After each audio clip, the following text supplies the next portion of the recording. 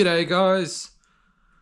So today's video is something pretty cool and something a bit different from what I'm normally doing on this channel, but it's still technically radio control related. So as you've probably seen from the title, I have two vintage diesel model aircraft engines. Now I'm getting into this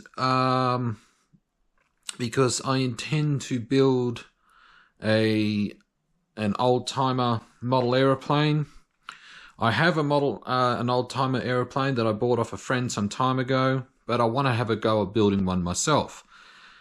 Anyway, I thought about getting a diesel engine, and these two engines came up on eBay. And the first one, because I already recorded and edited a video for the first one, which I'll show you. And that engine, I actually won at an auction on eBay, and I got it for 36 bucks. and as I was bidding on it, and that engine I got from a fella up in North Queensland. And as I was bidding on it, this other diesel engine came across. It was buy now, and I was looking at it, and the seller offered it to me. I think it was for like 30 bucks. The catch was, though, it was 30 bucks postage, and I thought, what the hell? Then I realized it came all the way from Ukraine. So rather than me just standing here talking away, let's go over to the workbench and we'll have a quick look at what I've got. All right, guys. So here are the two diesel engines that I got off eBay. So the first engine, the engine that I had won in an auction, was this one here. So it's called, the eBay listing was had it listed as an MK12B, and this engine here, the one that came all the way from Ukraine, it is a Mars MAP3, and that's what it was listed as.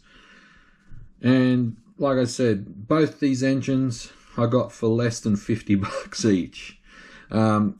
This cost a little bit more to get posted because, like I mentioned, this came all the way from Ukraine. But I am very happy with them. So, I haven't actually started this one yet. Like I had mentioned, this wants to fall over. I had already received this, and I'd already done a video, recorded it and done it, and I was getting ready to upload it, and then this one arrived. So I thought, you know what, stuff it, let's do these engines together. So for those of you who are uninitiated with these kind of engines, so these two are Russian diesel engines. And unlike your traditional glow engine, which I'll just show you here, your traditional glow engine will use a glow plug like this to ignite the fuel. Obviously, these don't work that way. So these are actual proper diesel engines, so they work purely on compression. And so instead of a glow plug, you have a screw here, and what that does is you have two pistons. You have the main piston that goes up and down that drives the propeller, and then you have another piston up the top here which adjusts your compression ratio, which helps ignite the fuel. Now when it comes to fuel, these don't run on your traditional glow fuel, which is, apart from the oil, which is methanol and nitromethane. These run on a mixture of kerosene, and ether. Now, for those of you who are unaware of what ether is well, some of you might know it by its other name, chloroform. If you've ever seen in some of those old-timer movies where the bad guy's trying to abduct someone and they got a bottle and pour a bit of liquid into a cloth and put it over the person's face and they pass out, that's what ether is. And here in Australia, well, especially the state that I live in, New South Wales, you cannot buy ether from the chemist over the counter anymore. You used to be able to, but you can't do that anymore. They start asking questions because obviously it's a very volatile liquid. It's very dangerous, both if you inhale it, and also it has a very low flash point. Or in other words, it doesn't need a lot of heat to ignite. So the alternative to pure ether is starter fluid. Now, starter fluid is something that you use to help start diesel engines, like big diesel engines like tractors and so forth, or petrol, gasoline engines that have been flooded. You use starter fluid because it contains ether. And here in Australia, we have a very Australian brand of starting fluid. I got this stuff here. It's called Start Ya Bastard. Yes, that is what it is called. It's made by a company called Newlon. There are other brands. You got Aerostart. There's another brand by CRC. They've got starter fluid. But I got this stuff, Start Ya Bastard. And as you can see there, it contains 25% ether. So what we're going to do, guys, is I know this one runs, and I will give a quick demonstration of it running. And I'm going to go over this engine here beforehand and just give it a quick check over before I attempt to start it. So what we'll do is head outside, because you want to start this outside, trust me. We'll go check it outside, attempt to start them outside and see how they go.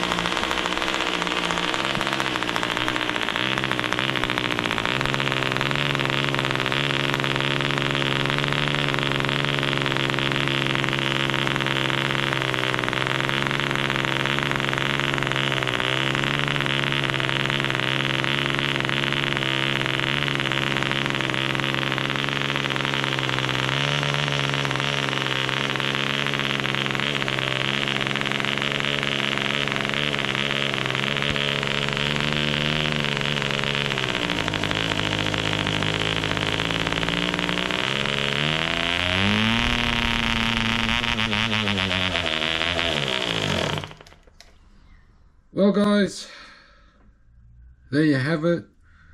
So, the MK engine here took a little bit to get started.